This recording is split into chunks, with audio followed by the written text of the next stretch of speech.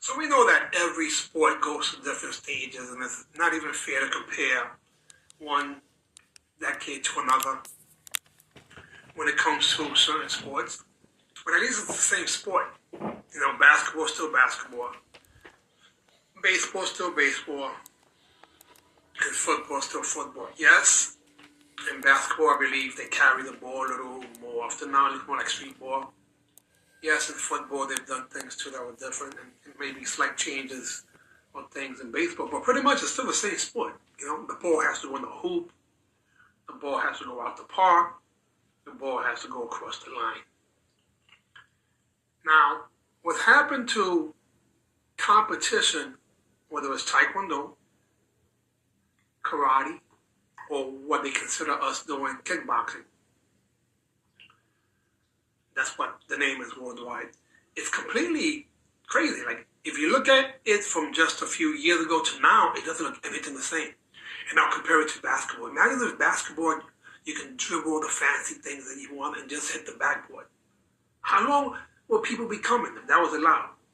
Martial arts is what competition has always been about, but it doesn't look like martial arts anymore. I'm not even talking about the forms. Oh my God, what they've done to the forms is a whole other monster. Blessings to everybody who's watching. Again, I will answer everyone after the broadcast. I want to keep to this subject matter because it's easy for me to get distracted because I get excited. But a kick is a kick, a punch is a punch. Unless the person you're fighting against runs behind a judge, and then as the judge is moving out the way, he kicks you. Your hand is up, and they still give the guy the point for the world championships. That's what's the video. If you look down there, there's a video that I just reposted, and I'm thinking, is it me? Well, that's a bitch-ass move, like Adam DeStefano said. Like, how could something like that happen? We live in a completely different world when it comes to a lot of the aspects. My generation was tougher. My mother's generation was even tougher than that. And my grandmother was even tougher. I'm talking about the females, not counting the males. They were even tougher than that. So we do live in a world where, people are soft. I'm sorry to say, but if you don't believe it, then you're really soft. On the average, I'm saying. However, there's some people that just never drank the Kool-Aid. So I wanted to make sure that I never drank the Kool-Aid, meaning be a sellout. So I continue doing things the way I believe was right, meaning it's still helping me in a street situation, God forbid. Anyhow, but on that note, I had a conversation today, briefly, with a gentleman named Feet Fontanez, who at age 19, he won the Grand Championship at the All-Americans in the Felt Forum of Madison Square Garden. Incredible. And he mentioned a story about a workout that he did with another Luis Ruiz, where they were working out, and he went to throw this stiff jab or heavy jab at Luis, and in the place that they were training in, there was actually a closet behind Luis, and he ended up going, Ruiz moved out the way, and Fernandez ended up falling inside the closet or going inside the closet, which is hilarious. See, that's what martial arts has always been on.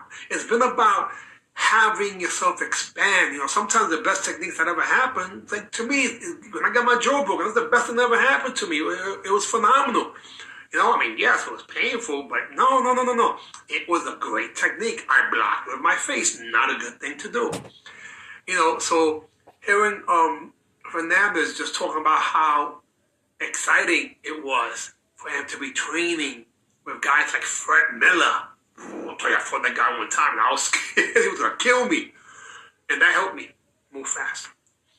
And again, Luis Ruiz, who not only was the top fighter as a teenager, these guys were teenagers, right? That's why, 16, 17 years old, 18, 19 years old, they were teenagers. They were fighting against guys in their 20s, like when Oliver fought against Fernandez, Oliver was probably close to 10 years older than him, meaning in his mid to late 20s.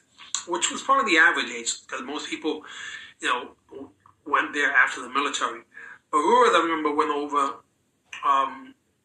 to Europe and actually was competing in the tournaments over there. So there was a big hiatus from the rated fighter in the 70s over, and then there was a gap in between. But those two guys in particular,